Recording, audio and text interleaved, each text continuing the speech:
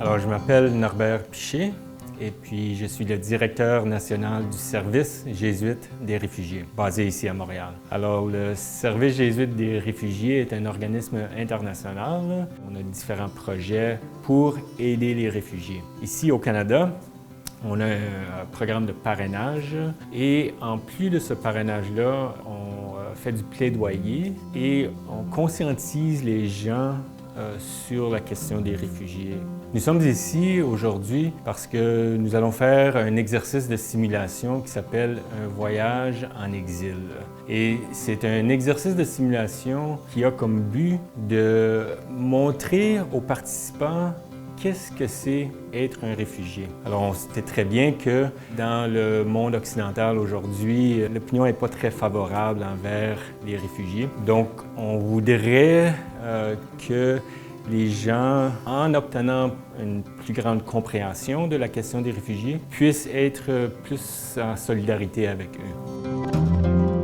Alors, ce qu'on va faire avec les participants, c'est on va les diviser en 3 petits groupes.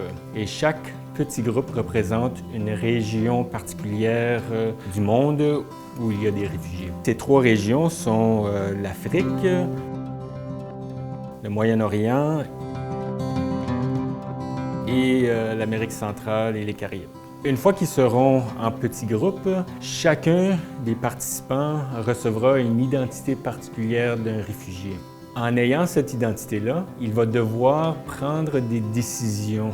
Alors si, par exemple, la personne est une mère monoparentale, est-ce que cette personne-là, est-ce qu'il est mieux pour elle d'aller sur un voyage périlleux pour essayer de se rendre en Amérique du Nord ou en Europe, ou serait-il mieux pour elle d'aller à une autre ville dans un pays voisin? Dans l'exercice, la première décision à prendre, ils doivent décider entre eux, okay, pas individuellement, mais entre eux, quels sont les items qu'ils devraient prendre avec eux. Puis il n'y a pas de mauvaise ou de bonne réponse. Alors les gens se rendent compte que partir précipitamment comme ça, on n'a pas beaucoup de temps et puis on ne peut pas choisir. Chaque décision qu'ils entreprennent, il y a des conséquences à ces décisions-là.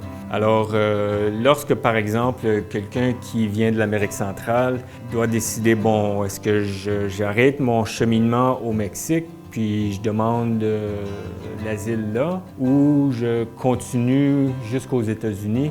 Si, par exemple, la personne décide de se présenter et de demander l'asile au Mexique, bien, à ce moment-là, ils se rendent compte qu'ils doivent être détenus pendant une certaine période, pendant plusieurs mois.